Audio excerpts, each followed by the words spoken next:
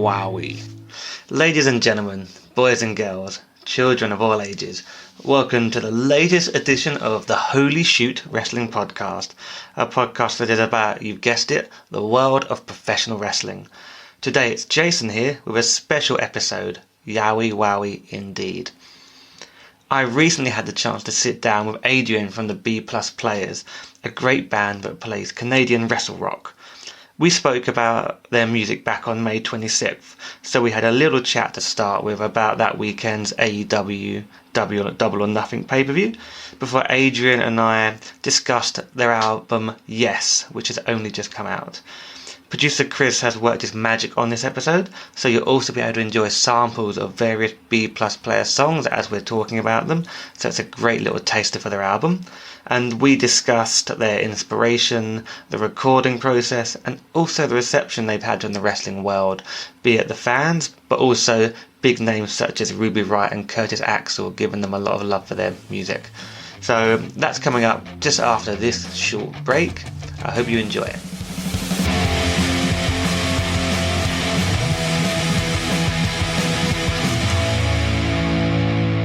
So I'm here today with Adrian from the B Plus Players. Adrian, how you doing? I'm doing great. How you doing? Yeah, I'm pretty good. It's been a long weekend in the UK. Oh yeah. We've had the day off as well, so it's just a random day off it seems. So I've been enjoying some very vaguely decent weather, out cycling for about 4 hours today, getting some exercise after watching AEW on the weekend as well. Oh, so yeah. that's pretty good. Absolutely. So I guess actually before we get into the music, AEW, did you watch Double or Nothing? Of course, we watched Double or Nothing. And did you get? How did it work for you guys? You got to watch it live, I'm guessing. Yep.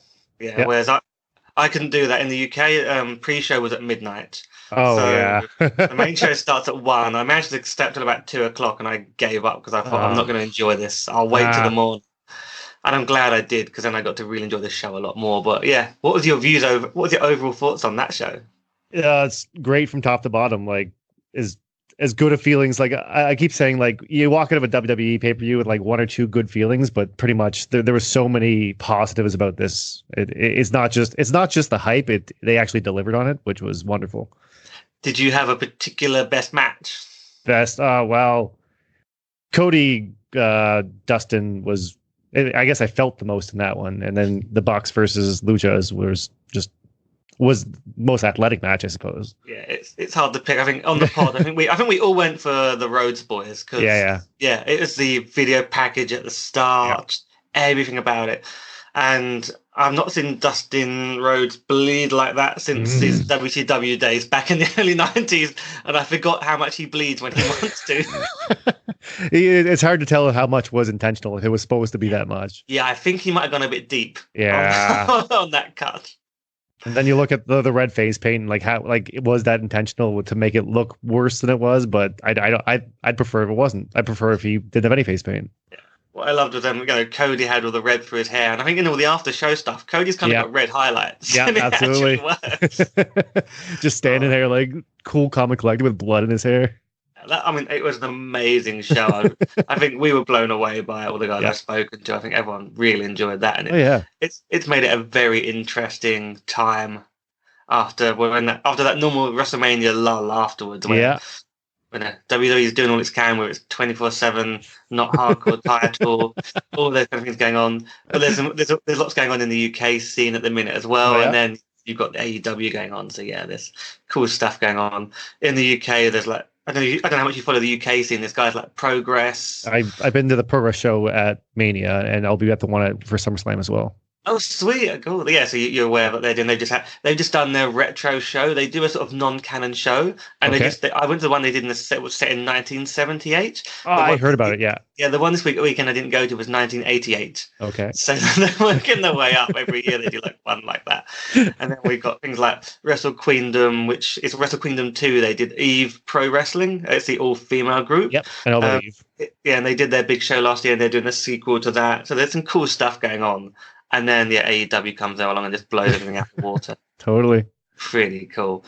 So I mean, that's like current wrestling stuff, but the main reason we're talking today is because I like wrestling music, and you make wrestling music, I guess. Correct. So it's just sort of one way to talk about it. So Adrian, correct, you do some of the vocals, you're the drums, and you're generally doing the mixing and producing of the stuff as well, right? Absolutely. And you describe the B Plus players as Canadian wrestle rock. Correct. Right. So some while ago now, it feels like this is quite early in our podcast. Thinking back, this was episode 8. I did a special show or a special feature where I talked about all like wrestling music. I talked about yourselves alongside Mega Ran, Cheap Pop, and the Mountain Goats. Back on episode 8, and I think this might be episode 29, depending when this one comes out. So Okay, it was a little while ago, and we're doing an episode a week, so that was a while ago. I put you 5th on my top 5 wrestling albums back then, and that was for the 2016 release of Gorilla Position. Yeah. So that was a while ago now. And that was I mean, it was. I think my summary of it was an 8-track album that was good, but the new album for me is like a massive step forward for you guys in terms of production, songwriting, and the range of styles and music genres you're showing. So it's really enjoyed listening to that over the last few weeks. That's great to hear. It's been very good. Recorded in the same place in my basement, so. Yeah, well, I was going to ask, like, production-wise, like, I don't know if it's just where you guys have you got. It's like you get more used to doing something, or you just get better at doing things. Absolutely. I think our podcast has sounded better as we've got further along with it as well, and like better at doing editing. And we have a producer that does clever stuff sometimes. So awesome. I think it's definitely practice that gets you there. Outside of me really liking the album, how's it going and the reception so far? It's been great. So the way we released it was 1 track a week. So every Thursday we released a new track. So B Plus was the first one, of course, name of the album. AJ Styles came in on Valentine's Day, so that got a pretty good reception for Love Song. And then when Ruby Riot came out as number 3, like that's when the giant spike came out, because Ruby Riot shared it on Twitter, and like it's that one little share that really, that's all you need. I was going to ask about that. So I think Ruby Riot shared it, and also Curtis Axel shared the perfect song about his father as well. Yeah. So that was another strategically planned time, because we released that song on Kurt Hennig's birthday. So we could say, "Hey, Kurt Angle, happy birthday to your dad," and he's like, "Fuck yeah!" Like, you've got this marketing down in terms of the timing of these songs coming out. It's very clever, good timing. I love when stuff times up like that. I love it. Was there any other wrestler feedback? Because I knew about those two. I wasn't sure I'd missed anything. Just X-Pac just gave a thank you on one of our tracks, which actually meant a lot more, because the last X-Pac song we wrote wasn't as favorable as this one. Yes. This like, I went up to Colt Cabana one day, and I told him about the song, and I'm like, "What do you think What do you think he thinks this is funny?" And he says, "Nah." I'm like, "Well, oh crap! Well, like, what should I do?" He says, "Write a nice song about him." So we did. was that X-Pac Heat on the first album, wasn't it? Just X-Pac on the first album, X-Pac Heat. Okay, it's that way. Yeah. It's actually stolen from Colt Cabana's mouth, of him saying, "I don't know, write a song called There's No Such Thing as X-Pac Heat." And then we did. And then he liked that one. That's cool. He enjoyed that one. Yeah, a sweet guy. It was cool seeing you guys, like teasing a new song every week. Definitely a good way to do it in this era. You don't really need to just drop a whole album in one go these days. Oh yeah, especially this one, because like you said, it's a diverse things. So different people are going to like different things. If you put it all out there at once and somebody doesn't like the first song, they might not keep going with it. So you release a single each week, somebody will pick up on the country song or whatever they're into. Yeah, and I think I'll talk about that later on. I want to talk about the range of genres you guys went through, which is why I've sort of really enjoyed this album. I mean, I like the last one, but this was really fun for me, just because of the range and depending what mood I'm in. I like it. I like a lot of genres, so I've got definitely different mood sets sometimes. So it's quite cool to have options for all of them. I guess before I go too much into the album, I want to talk about. I guess you talk about a lot of stories in this on the songs. You generally cover someone's whole career or key moments in time, and a lot of it is quite insider. It's quite historic. What actually inspires those choices in the songs, or the rest of you choose to write songs about? It's really like me and Joel write the majority of the songs. Joel's a guitar player and sings most of them. For this album, I wrote 5. He wrote 6. Mike wrote 1. So I can only really speak for myself, but the way I do it is I get a chorus in my head, and then I figure that out, and then I base the rest of the song around that. we basically open a Word document and like open Wikipedia up and just like try to figure out the clever little rhymes that we can make around these points and just try to go through their career. And it's already written. Like we're just writing songs about things that already happened, which is easy and fun. Like there's no real there is a challenge to it, but it's just so much fun that it doesn't feel like work at all. Okay, so how long and when were these songs written? Is it something where you guys get together and just like do them in like a short time? Was this like over a long time around work and general life? Yes, exactly that. This album took 2 years to make, so there was about a year hiatus of not working on it at all. But me and we write the song separately, and we essentially record a little demo and then show it to the rest of the band, and then we play it together and it's a song. That's a cool way to do it. It's like it's come together quite well though. Yeah. So we talked about the first sort of song as well. So I think the album's called Yes, but the first song is B+. Yeah. And you're the B+ player, so there's a lot of Daniel Bryan going on in there, but it's a punky song. In my head, it's kind of like, I don't know if pop punk's the right word, but maybe it's just because it's got that drive through it. I come from like a pop punk background for sure, and I guess we all do, but I call that one more of a rock tune, but yeah, with a definite punk influence there. Yeah. So it's about the Yes movement. It covers the whole career of Daniel Bryan through the indies up until that point. So it's a great opener. It ties it all together. I'm guessing we're talking about the name of the band as well, right? In this album, you guys must all be big D. Bryan fans. Absolutely. My third birth into wrestling. So I watched it as a kid. My second birth was the Finger Poke of Doom. I was really into that for some reason. That's an odd moment. It's just when I started watching it, I'm like, oh my God, Hogan, Nash. Like, that's just when I realized that these guys were still around. And but anyone who doesn't know that moment, that's literally in Nitro main event. Hogan finger pokes Kevin Nash, who falls down, and Hogan pins him for the belt. And a lot of people point to that as potentially the start of the death of WCW. But that's your moment for getting you back in. Yeah, I think it was off and on during like 97, but like I started watching in 99. I think that was 99. Yeah, it was January 99. And then until whenever, 2002 or whatever it was. So you kind of missed the attitude. The key points here came pretty much. And I would get the VHSs and I would figure out my history from there. But my third birth into it was WrestleMania 28, very first match, Sheamus versus Daniel Bryan, the 18-second match. Not one of Daniel Bryan's best matches. No, but that match was the catalyst for the Yes movement. It dictated the next 2 years, and that's kind of what the song's about. Well, the song has the indie days and the American Dragon and stuff, but that whole 2-year period is essentially why I'm a wrestling fan. Like there was so much emotion going from 28 to 30, and they tried to capitalize on it with like Kofi Mania and Becky and stuff like that, but I don't think WWE will ever give me that much feeling again. It's definitely a key moment. It's funny talking about like what got them in or what got them back. On the podcast, Brod, who I do the show with, his moment is like, I don't know if he liked it a bit when he was younger, but for him it was Eddie Guerrero becoming world champ and it started his run against JBL. And he loves Eddie Guerrero so much, and that's what got him into it. I mean, what got me back into it was randomly flicking channels when I was at my aunt's, I think, in the 90s, and Hulk Hogan came out. Why is he all in black? What the hell is going on with real Hulk Hogan? Yeah.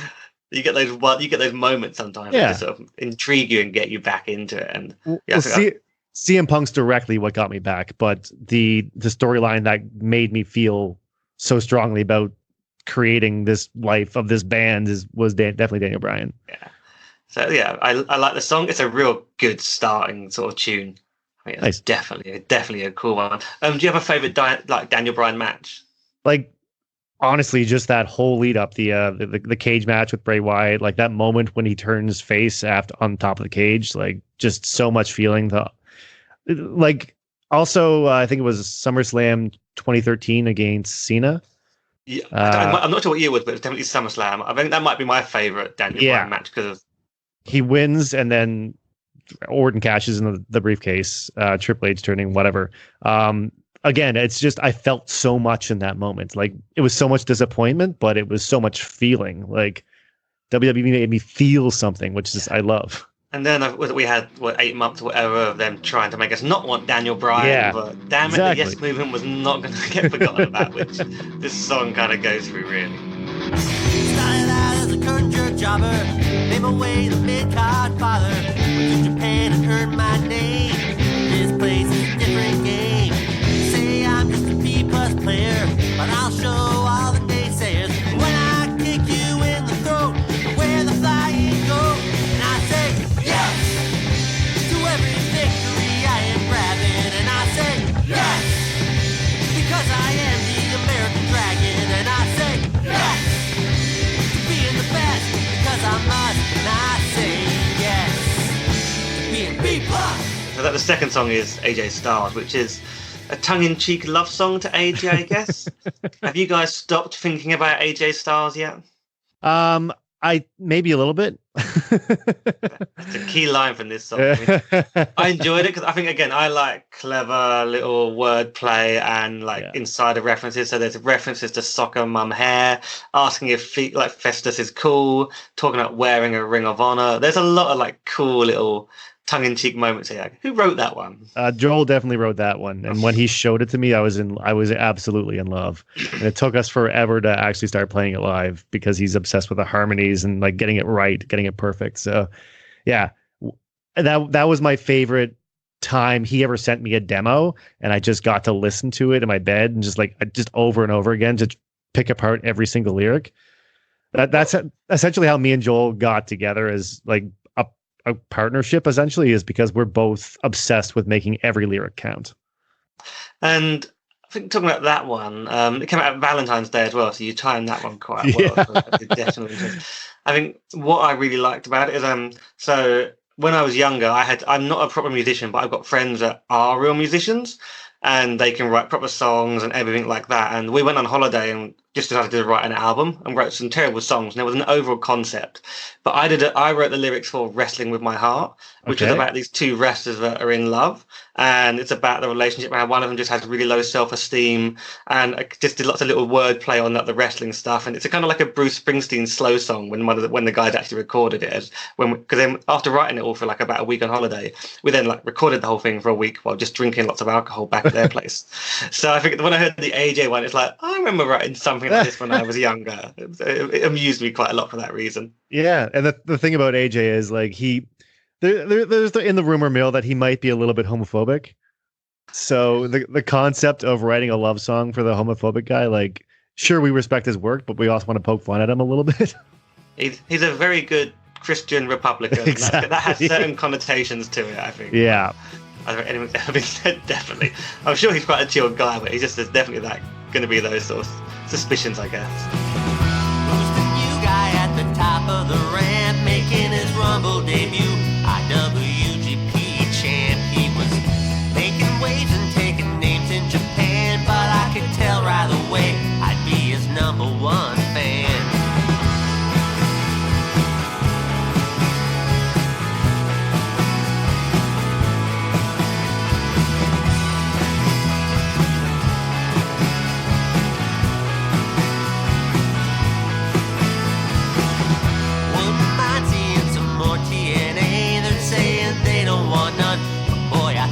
Just man, if you need a partner, I'll be there in a flash. I hope our chemistry's good, I hope our styles don't clash.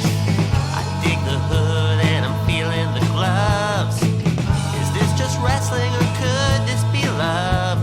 Cause I just can't stop thinking about AJ Styles. Another favourite of mine, again, because it's quite insider, was Mean Mark. Yeah.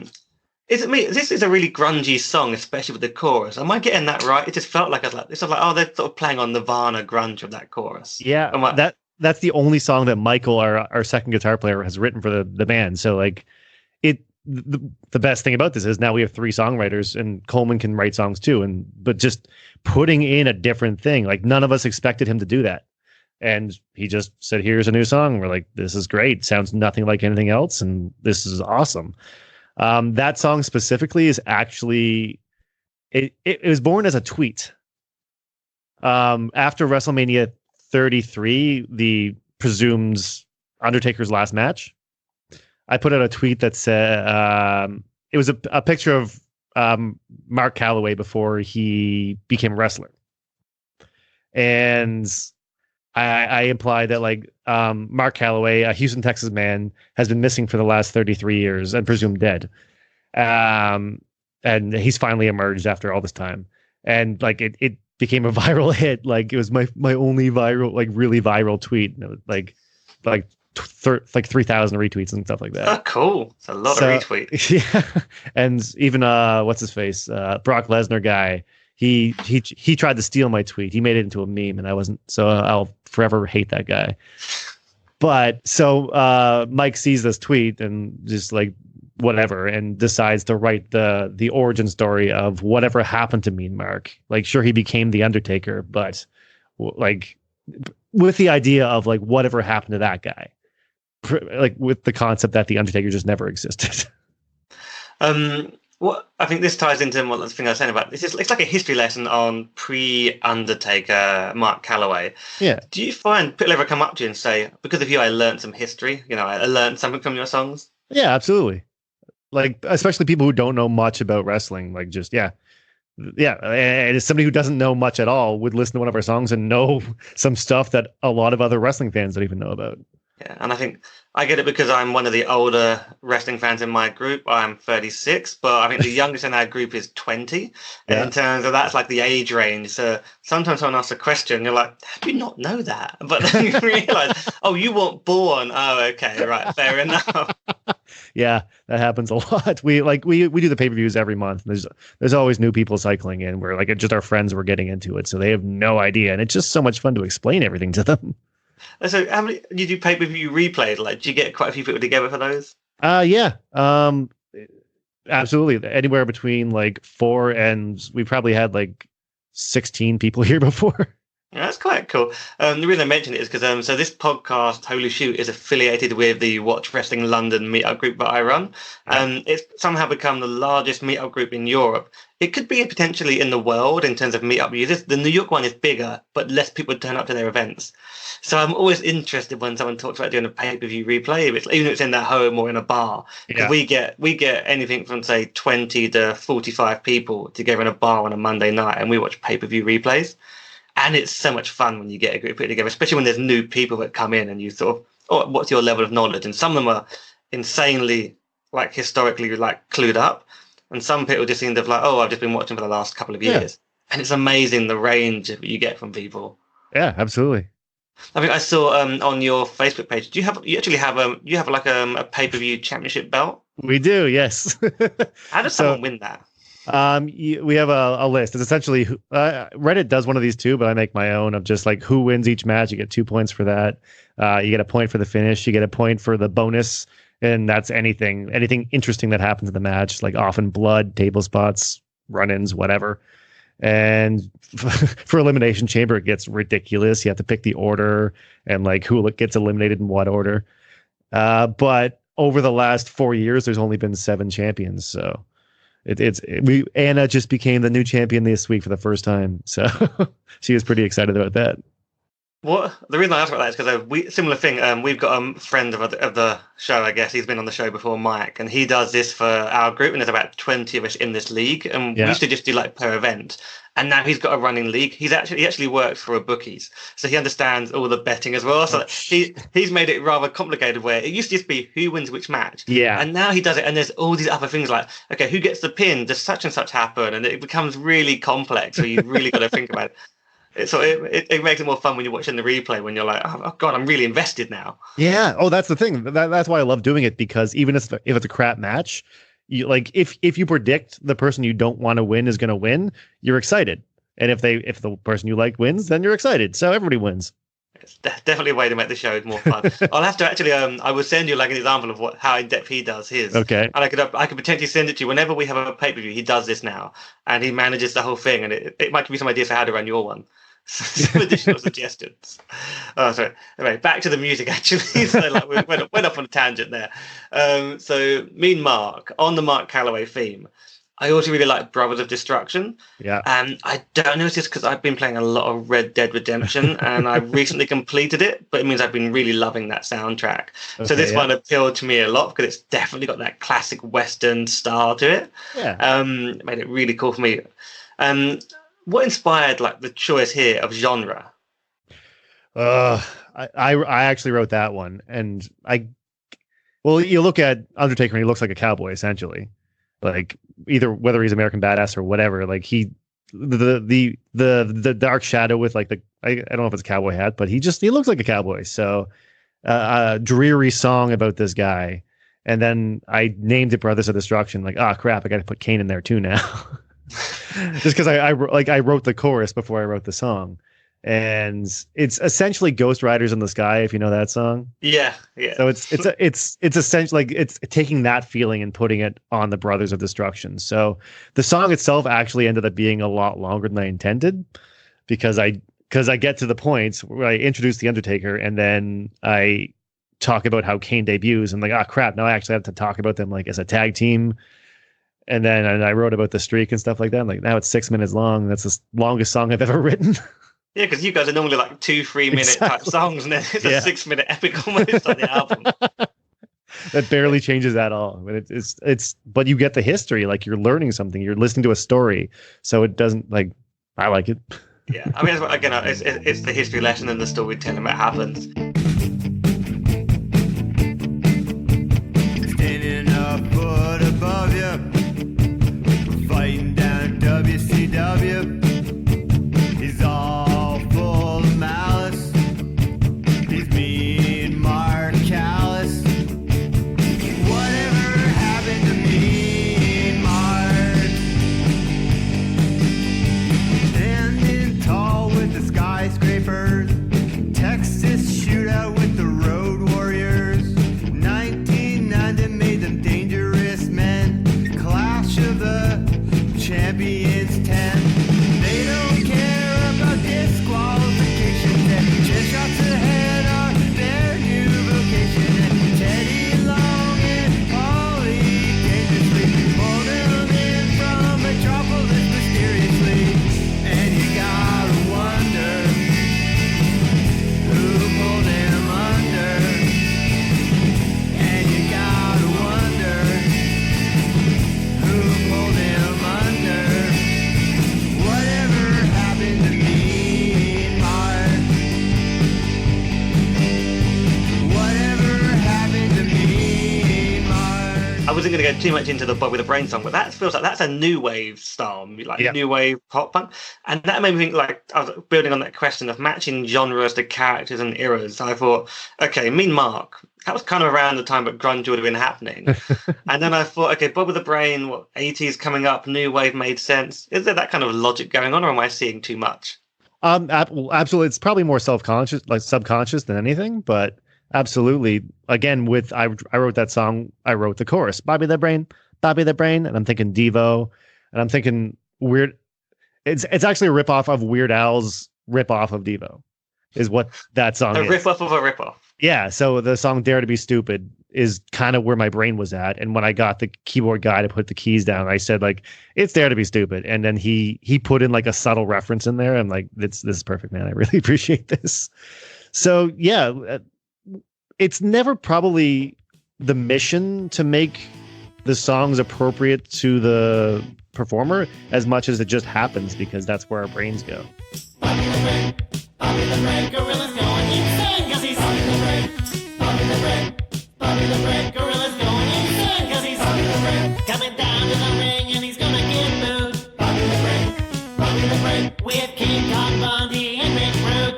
Bobby the Brain, on color commentary calls him like a buffoon. Bobby the Brain, how will you start this gorilla very soon? Bobby the Brain,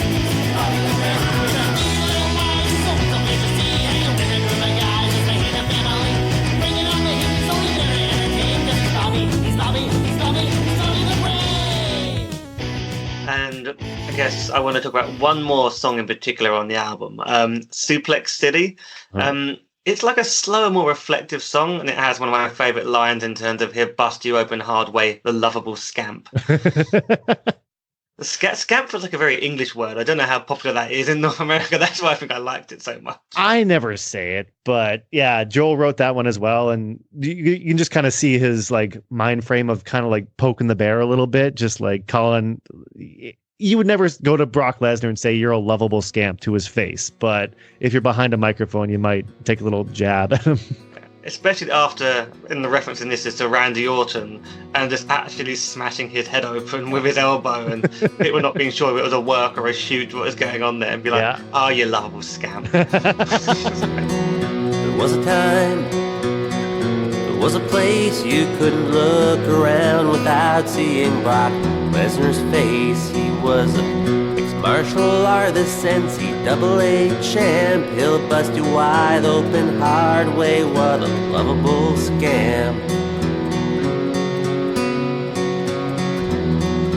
Isn't it a pity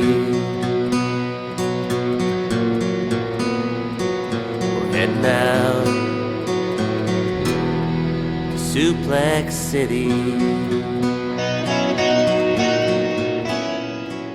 So, I guess I want to know from you, any particular favourites you had on this album, or anything you feel like comes out of this album as a total piece? Yeah.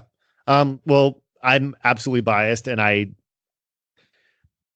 we don't play Brothers of Destruction live. We just don't. So that was kind of my little free reign of making a song exactly the way I wanted to.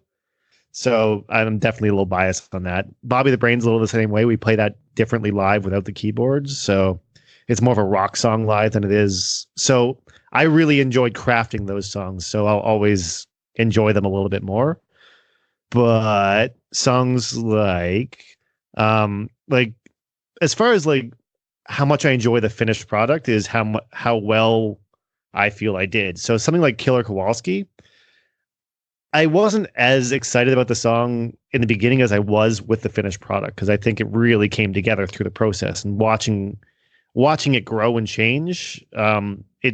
It feels like a different song than the first time we jammed it. So I really like that one too.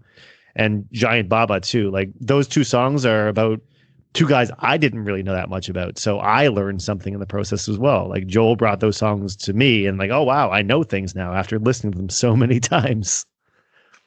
I mean, what I like about it is that the range of topics covered. So, so you've got some stuff about like Japanese wrestling, old school territory days, some of the more modern stuff as well. But you've generally done big history pieces, so it's not like it's I guess I don't know, one hit wonder would be the word, but it isn't something about Kofi Mania. It's something with like a lot more history to it that you guys have covered. Yeah, so like with the Daniel Bryan story, we did wait a couple years. Well, we did not intentionally, but it was a couple years after the fact.